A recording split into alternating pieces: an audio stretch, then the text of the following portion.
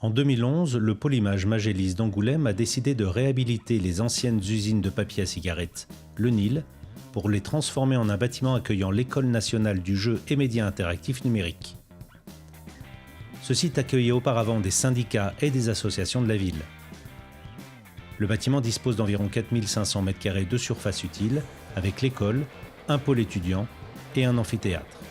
Céline Mercier, responsable du service projet au sein du syndicat Polymage Magélis, nous présente l'école. Donc c'est sur le volet formation dans lequel il y a 10 structures de formation sur le territoire dédiées à l'image, qui a été réhabilité ce bâtiment parce que Magélis travaille sur le développement d'un campus image. Et dans ce choix a été fait de réhabiliter ce site. Il se compose en différents niveaux.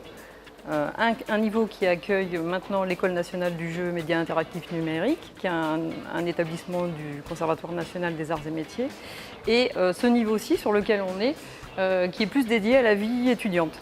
L'architecte a voulu faire un contrepoids entre la technologie très avancée de l'école et la partie plus brute des matériaux utilisés pour la réhabilitation de ce bâtiment. Le maître d'œuvre a fait le choix de prendre des matériaux bruts. Dans ce cadre-là, la charpente bois lamellé s'y intègre parfaitement. En plus de l'atrium, un autre espace partagé est l'amphithéâtre de 350 m².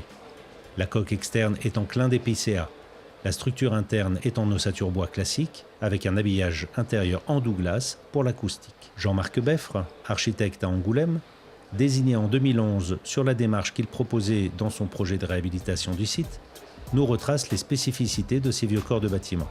Le bâtiment existant ne pouvait pas recevoir de charge nouvelle, donc on a fait une contre-structure avec des poteaux bois qui s'appuient sur des poteaux béton qui sont dessous, avec des micro-pieux qui fondent indépendamment des bâtiments existants.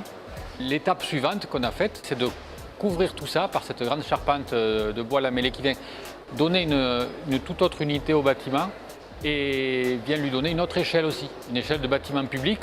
Un double système d'arcature prend appui sur les points existants. Ils permettent de relayer les efforts de la trame de la charpente, régulière tous les 5 mètres. Les lignes d'arc redescendent, les charges, et pour avoir une unité complète de l'intervention nouvelle par rapport à l'existant, les passerelles, qui sont toutes en bois lamellé également, et stables au feu. À la suite des diverses démolitions, une grue à tour a été installée dans l'atrium pour monter les premiers éléments en béton, puis elle a servi aux charpentiers. Ce qui a été donc fait ici, c'est de limiter les éléments dans leur longueur par rapport au problème de levage et de manutention dans un site complètement urbain, complètement clos. Les bois arrivés sur site n'ont pas eu à être recoupés, tout était parfaitement prévu pour chaque trame et tout ça avait été anticipé grâce au relevé en 3 dimensions. Donc les portiques font une quinzaine de mètres de portée avec ces assemblages et un cantilever ici qui permet justement d'optimiser le bois lamellé. La pose s'est faite en tournant tout autour du bâtiment et elle a pris à peu près 4 ou 5 mois. Le choix du bois lamellé dans ce site a été l'objet d'une réflexion poussée avec un double aspect, économie et esprit. L'économie, pourquoi? Dans un premier temps, on avait d'abord essayé d'avoir une solution en charpente métallique. On s'est aperçu que l'adaptation sur un bâtiment existant n'était pas facile et qu'économiquement, on ne s'y retrouvait pas en appel d'offres.